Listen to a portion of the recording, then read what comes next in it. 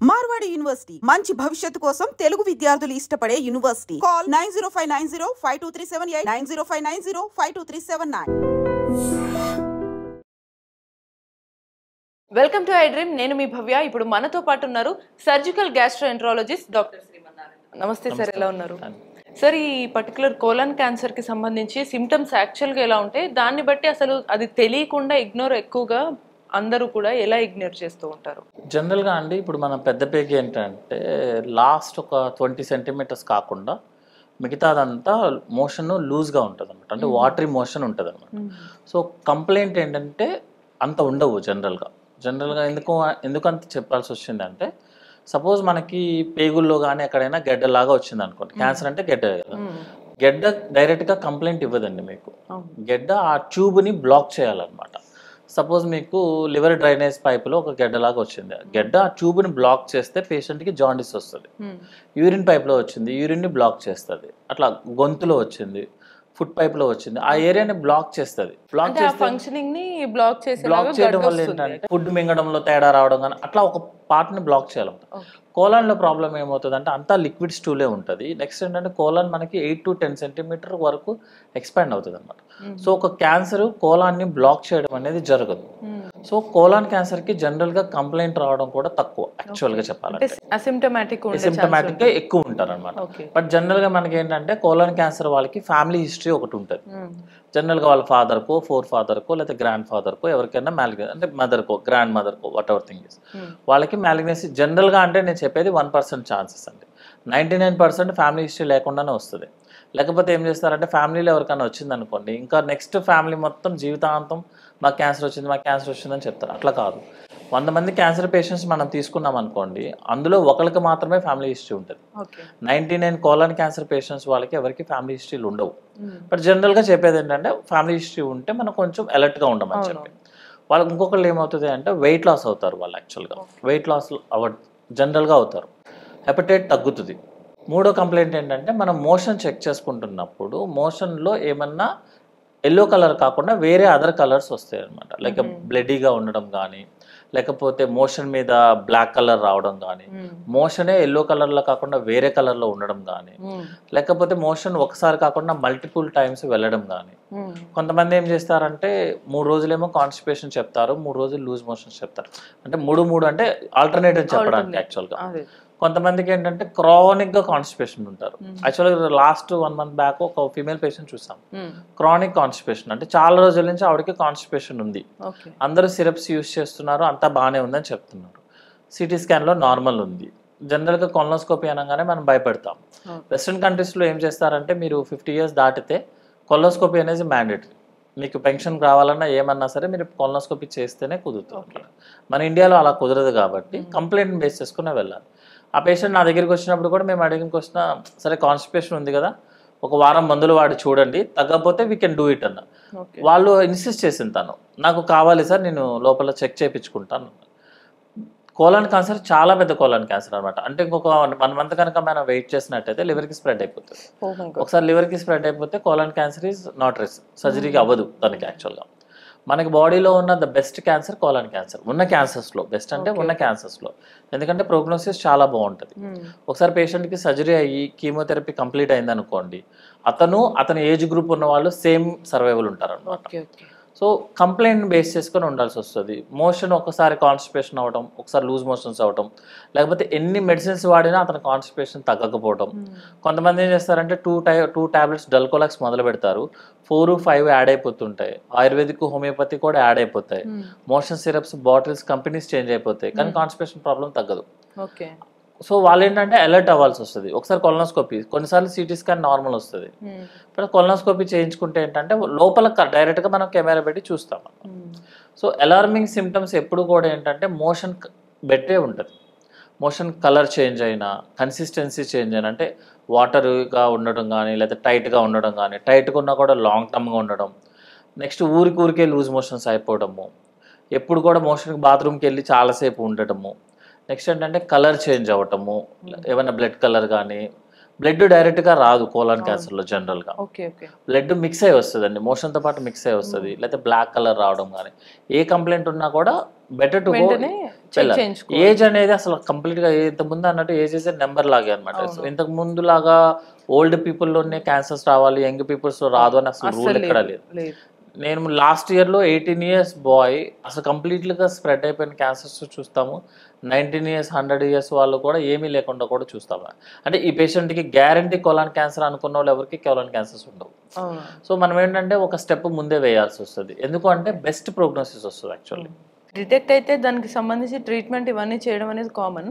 But దీన్ని early life స్టైల్లో ఇది రాకముందు కానీ ఈవెన్ వచ్చిందని డిటెక్ట్ అయిన తర్వాత కానీ ఫుడ్ ద్వారా వాళ్ళు ఎన్ని లైఫ్ స్టైల్ డిఫరెన్సెస్ ద్వారా దీన్ని సెట్ చేసుకునే ఛాన్సెస్ ఉంటాయి? జనరల్గా అండి మోర్ వెజిటేబుల్స్ తీసుకొని హై ఫైబర్స్ తీసుకొని మీకు మోషన్ కనుక ఫ్రీగా వెళ్తే జనరల్గా క్యాన్సర్స్ వచ్చే ఛాన్సెస్ తక్కువ ఉంటాయి అంటాము.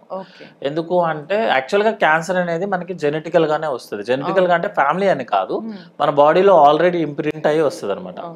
దాన్ని మనము ఎక్స్ట్రా చేసి చెడగొట్టుకుంటాము. ఎట్లా అంటే ఆల్కహాల్ తీసుకోవడం, స్మోకింగ్, ఇవన్నీ ఏంటంటే మన యొక్క టిష్యూ మీద ఎక్కువగా డ్యామేజ్ ఎక్కువ చేస్తాయి. సో టిష్యూ రిప్లికేషన్స్ ఎక్కువ ఉంటుంది, అంటే టిష్యూ చనిపోయి మళ్ళీ కొత్తది రావడానికి ఫాస్ట్గా ఉంటుంది సైకిల్. ఎప్పుడైనా సరే ఫాస్ట్ సైకిల్ ఉందనుకోండి మన బాడీ కంట్రోల్ తప్పేస్తుంది, దాన్నే క్యాన్సర్ అని చెప్తాం. సో ఆల్కహాల్ తీసుకున్నా, స్మోక్ చేసినా, రెడ్ మీట్ తీసుకున్నా, మోర్ నాన్ వెజిటేరియన్ ఎక్కువ తీసుకున్నా, ప్రాబ్లం ఏంటంటే నాన్ వెజిటేరియన్ ఎక్కువ తీసుకున్న దానికి నాన్ వెజ్ తీసుకోవద్ద దానికి చాలా డిఫరెన్స్ ఉంటుంది యాక్చువల్లీ. సో నాన్ వెజ్ మరి వారానికి ప్రతి రోజు తీసుకుంటానంటే కష్టం అవుతుంది అన్నమాట. ఎందుకు ఇంత చెప్పాల్సి వస్తుంది అంటే మోర్ నాన్ వెజ్ తీసుకున్నప్పుడు హై ప్రోటీన్ ఉంటుంది యాక్చువల్గా. హై ప్రోటీన్ మనకి డైజెస్ట్ అవ్వదు, అది కోలాన్లో ఉంటుంది, దాన్ని మన బ్యాక్టీరియా డైజెస్ట్ చేస్తుంది యాక్చువల్గా. సో మన బాడీ డైజెస్ట్ చేసుకోవాల్సింది బ్యాక్టీరియా డైజెస్ట్ చేస్తే డ్యామేజ్ ఎక్కువ ఉంటుంది అనమాట. సో నాన్ వెజ్ మ్యాక్సిమం తగ్గించుకుంటూ రెడ్ మీట్ కానీ నెక్స్ట్ వేరే అదర్ యానిమల్స్ మీట్లు తీసుకోవడం అవన్నీ తగ్గించుకుంటే కోలాన్ క్యాన్సర్స్ వచ్చే ఛాన్సెస్ తక్కువ ఉంటాయి. అండ్ ఫైబర్ ఎక్కువ ఉండాల్సి వస్తుందండి. ఫైబర్, వాటర్ ఎక్కువ ఇంటేక్ చేసుకుని ఫిజికల్ యాక్టివిటీస్ ఇంప్రూవ్ చేస్తే ఏమవుతుంది అంటే మనకి బౌల్కి బ్లడ్ సర్క్యులేషన్ పెరుగుతుంది యాక్చువల్లీ. అందుకే మార్నింగ్ అందరూ నడిస్తే మోషన్కి వెళ్తారన్న కాన్సెప్ట్ అదే అనమాట. మన ఫిజికల్ యాక్టివిటీ ఎక్కువ ఉంటే బ్లడ్ సర్క్యులేషన్ పెరిగి మోషన్ మూవ్మెంట్ ఎక్కువ వస్తుంది అనమాట. సో ఇవి ప్రివెంట్ చేస్తాయి యాక్చువల్గా రాకుండా ఉండడం కోసం. కొంతమందికి ఏంటంటే మనము వేరే అదర్ ప్రాబ్లమ్స్ కోసమని కొలనోస్కోపీ చేస్తామండి, అందులో పాలిప్స్ దొరుకుతాయి యాక్చువల్గా. పాలిప్స్ అంటే ఎక్స్ట్రా ఫింగర్స్ లాగా అనమాట. కొంతమందికి ఎక్స్ట్రా ఫింగర్స్ లాగా మన కోలాన్ లోపల కూడా ఎక్స్ట్రా గ్రోత్ ఉంటాయి. అవి క్యాన్సర్స్ కాదు, కానీ దాంట్లో జనరల్గా సెల్స్ రిప్లికేట్ అయ్యేదానికన్నా ఎక్కువగా ఫాస్ట్గా రిప్లికేట్ అవుతుంది. సో నీకు మేము ఇంది చెప్పినట్టు ఒక సెల్ కనుక ఎక్కువ డ్యామేజ్ అయ్యి ఎక్కువ సార్లు రీబర్త్ అవుతుంది అనుకోండి, బాడీ కంట్రోల్ తప్పేస్తుంది. సో ఆ పాలిప్స్ కూడా ఏంటంటే ఎక్కువగా సర్క్యులేషన్ ఉంటుంది దాంట్లో, అంటే ఎక్కువగా సెల్ రీసైకిల్ అవుతుంటుంది. సో పాలిప్స్ క్యాన్సర్స్ కింద కన్వర్ట్ అవుతాయి. సో జనరల్గా 40 years అబోవ్ ఉన్న వాళ్ళకి ఎవరికైనా మనం పాలిప్ ఐడెంటిఫై చేసామనుకోండి, అది క్యాన్సర్ కాదు, కానీ క్యాన్సర్ని లీడ్ చేస్తుంది, క్యాన్సర్ కింద కన్వర్ట్ అయ్యే ఛాన్సెస్ ఎక్కువ ఉంటాయి. సో సింపుల్గా కొలనోస్కోపీలో రిమూవ్ చేయించుకోవాలన్నమాట. సో ప్రివెంట్ చేయాలి అంటే దిస్ ఈస్ ద రీజన్.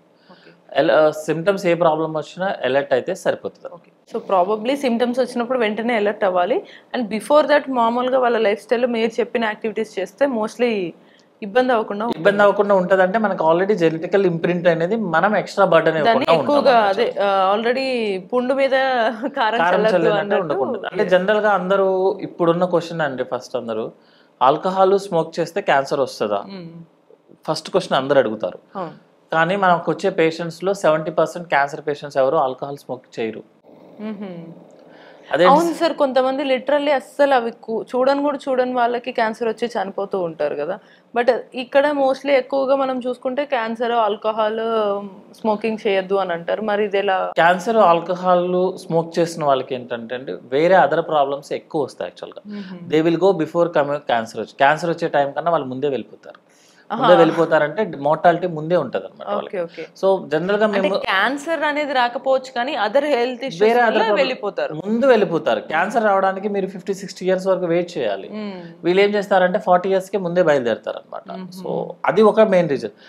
ఇంతకు ముందు మనం ఇప్పుడు క్యాన్సర్ వల్ల స్మోక్ వల్ల క్యాన్సర్ వస్తుంది అని చెప్పి ఎట్లా ప్రూవ్ చేయగలను నేను? నేను ప్రూవ్ చేయలేను యాక్చువల్గా. అంతేగాని ఒక పేషెంట్ని కూర్చోబెట్టి నువ్వు స్మోక్ చేయని చెప్పి ఆ పేషెంట్ నేను 100 సంవత్సరాలు ఫాలో చేయడం కుదరదు యాక్చువల్గా. పాతకాలంలో ఏం చేసేవాళ్ళంటే క్యాన్సర్ ఉన్న పేషెంట్ వాళ్ళని హిస్టరీ అడిగితే వాళ్ళకి ఈ స్టోరీలు ఉండేవి. సో ఎందుకంటే వాళ్ళ సర్వైవల్ ఎక్కువ ఉండేది కాబట్టి. ఇప్పుడు ఏమవుతుందంటే సర్వైవల్ ఇంకా ఎక్కువైంది యాక్చువల్లీ. సో 60-70 ఇయర్స్ ఏజ్ వస్తున్నారు, వాళ్ళకి అసలు హిస్టరీయే ఉండదు, ఎందుకంటే ఆ హిస్టరీ ఉన్న వాళ్ళు ముందే వెళ్ళిపోతారు. అవునవును. సో అంతేగాని క్యాన్సర్ స్మోక్ చేయొచ్చు కదా, ఇంకెందుకు ఎలాగో వస్తుంది కదా అని అట్లా కుదరదు యాక్చువల్గా. క్యాన్సర్ ఆల్కహాల్ వల్ల, స్మోకింగ్ వల్ల 100% వస్తుంది. అది కూడా ఏంటంటే 2 to the power of 2 లాగా వస్తుంది అనమాట. అంటే మనము ఇంక్రీజ్ చేస్తుంటాము రిస్క్ ని. ఆల్కహాల్ చేసే వాళ్ళకి 2 times వస్తే స్మోక్ ఆల్కహాల్ 2 కలిపి చేసి విత్ మీట్ తినే వాళ్ళకి 2 అలా యాడ్ అయిపోతే వెళ్ళిపోతుంది. It's not a plus, it is into actually. Okay, for example ఇప్పుడు ఒకవేళ సపోజ్ ఎగ్జాంపుల్గా ఒక 20-25 ఇయర్స్ అబ్బాయి ఆర్ ఎనీ అదర్ టీనేజర్ అమ్మాయి ఆర్ అబ్బాయి వాళ్ళు smoke, cigarette and also meet regular consumption తీసుకుంటే వాళ్ళకి ఎప్పుడో 50 ఇయర్స్కి రావాల్సిన క్యాన్సర్స్ 40 ఇయర్స్కే వచ్చేస్తుంది. 40 ఇయర్స్కి వాళ్ళ ఏజ్ 40 ఇయర్స్కే వచ్చేస్తుంది అనమాట. వాళ్ళ ఏజ్ని బట్టి ఆ 25 నుంచి ఆ 40 ఇయర్స్కే వచ్చేస్తుంది. అంటే జనరల్ గా క్యాన్సర్స్ అనేది మన జెనెటిక్స్ లో ఇంప్రింట్ అయి వస్తాం. ఓకే, మనము ముందు తెచ్చుకుంటాం, అంతే డిఫరెన్స్. అంతేగాని అవి తాగితే ఏం కాదు ఎలాగో. సార్ ఇప్పటికే ఆల్రెడీ అలవాటు అయిపోయిన వాళ్ళు ఉంటారు కొంతమంది, మరి ఇమీడియట్ గా లైక్ ఇప్పుడు టీనేజర్స్ తొందరగా అడిక్ట్ అవుతున్నారు ఇట్లాంటి వాటికి. సో వాళ్ళు దాని నుంచి బయటికి రావాలంటే ఫర్ ఎగ్జాంపుల్ ఒక 1 year గా ఆల్కహాల్ అండ్ స్మోక్ కన్సంప్షన్ తీసుకున్న వాళ్ళు ఎవరైనా ఉంటారు. ఓకే, సో వాళ్ళు వెంటనే ఇమీడియట్ గా ఆపితే తర్వాత మళ్ళీ ఖచ్చితంగా ఇట్లా వచ్చే ఛాన్స్ ఉంటుందా? సో మరి వాళ్ళు ఎట్లా బ్యాలెన్స్ చేసుకోవచ్చు? జనరల్ గా ఒక రూల్ ఉంటదండి, ఆల్కహాల్ రెగ్యులర్ గా తీసుకునే వాళ్ళు ఒక 1 year కనుక ఆపేస్తే, కంప్లీట్ గా ఆపేస్తే కంప్లీట్ గా మన లివర్ నార్మల్ అవ్వదు, కానీ అట్లీస్ట్ 90-95% నార్మల్ కి వచ్చేస్తుంది మనం కనుక కంప్లీట్ గా ఆపేస్తే. యాక్చువల్ గా దట్ ఈస్ కాల్డ్ డీటాక్సిఫికేషన్. అంతేగాని ఒక వారం రోజులు తాగేసి ఒక 2 రోజులు ఆపి దాన్ని డీటాక్సిఫికేషన్ కాదు. రెగ్యులర్ గా ఆల్కహాల్ తీసుకునే వాళ్ళని మేమేం చెప్తామంటే మీరు ఒక 1 year కంప్లీట్ గా ఆపేస్తే యువర్ లివర్ కంప్లీట్ గా 100% రాదు, ఎందుకంటే డ్యామేజ్ అయింది, ఏజ్ ఫ్యాక్టర్ కూడా ఉంటుంది కదా. 90-95% నార్మల్కి వస్తుంది. స్మోకింగ్ కూడా సేమ్ రూల్. మీరు స్మోకింగ్ కనుక క్విట్ చేస్తే 100% రాదు మీకు, నార్మల్కి వచ్చేది, కానీ అట్లీస్ట్ 90-95% అయితే మాత్రం నార్మల్కి వచ్చేస్తుంది. అంతేగాని అప్పుడెప్పుడో తీసుకున్నాము ఇంకా మాకు క్యాన్సర్ వచ్చేసినట్టే అయిపోయినట్టే అని చెప్పి. ప్రాబ్లం ఏంటంటే మనం ఒక ఇన్ఫర్మేషన్ ఇస్తే దాన్ని యాక్చువల్ ఇంటర్ప్రిటేషన్స్ కాకుండా మనం వేరే ఇంటర్ప్రిట్ చేస్తాం. సార్ దీంట్లో ఆల్రెడీ ఈ టాపిక్ మాట్లాడాం కాబట్టి ఆన్ అన్ అవేర్నెస్ నోట్, ఇప్పుడు నార్మల్గా కొంతమంది ఎలా మాట్లాడతారంటే మీకు తెలీదు, ఇప్పుడు మనం చెప్పామనుకోండి మంచిది కాదంటే నీకే తెలీదు, యాక్చువల్ ఆల్కహాల్ మినిమం ఇంత తీసుకుంటేనే హెల్త్కి మంచిదంట అని వాదించే వాళ్ళు కొందరు ఉంటారు.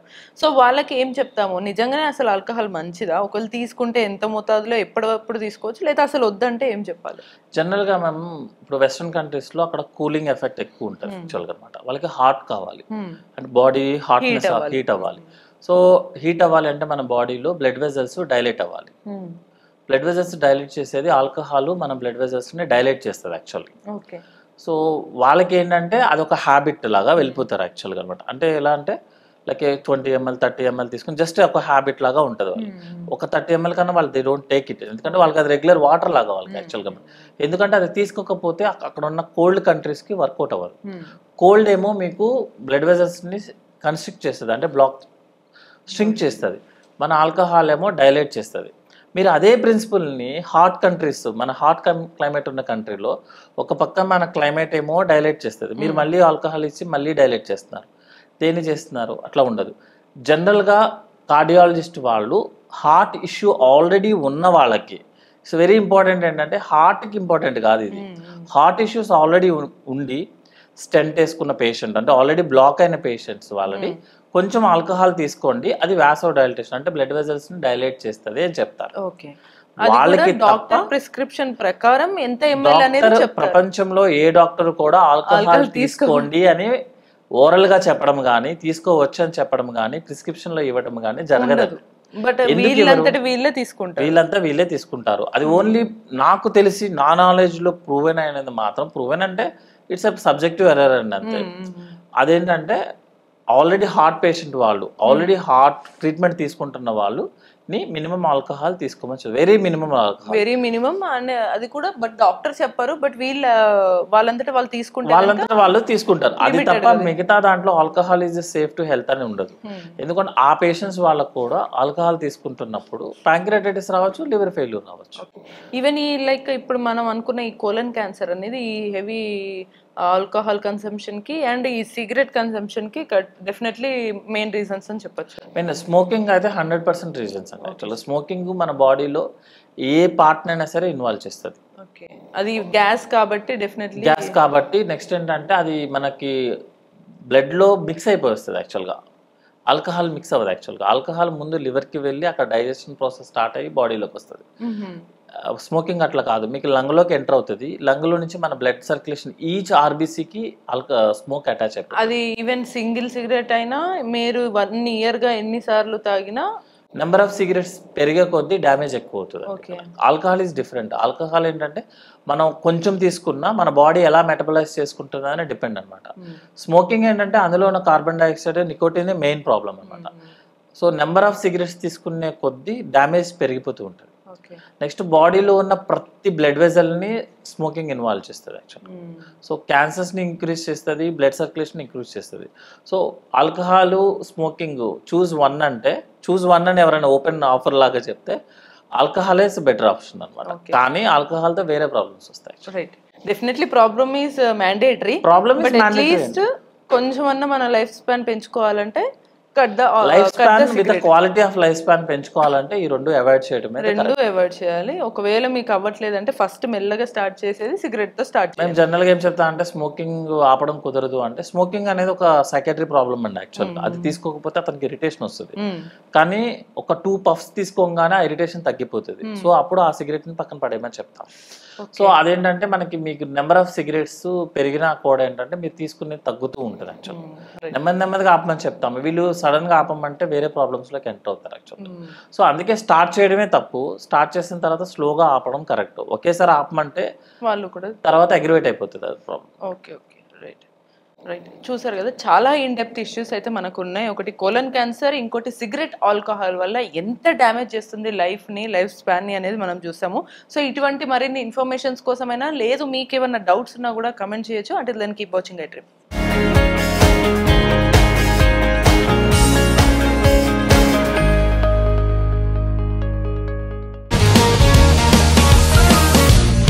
One life lesson what medicine has taught you. Whatever you can do without expecting.